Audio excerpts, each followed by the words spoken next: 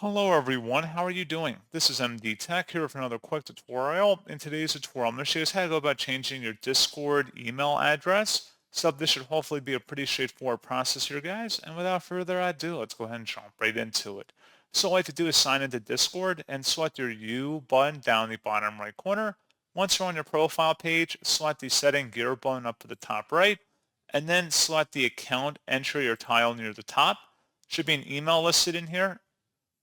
Select your email listed in here, and then you would need to send a verification code to your old email to verify it first, and then once you've done that, you should be able to change it. So pretty straightforward process, guys, and as always, thank you for watching. I do hope I was able to help you out, and I do look forward to catching you all in the next tutorial. Goodbye.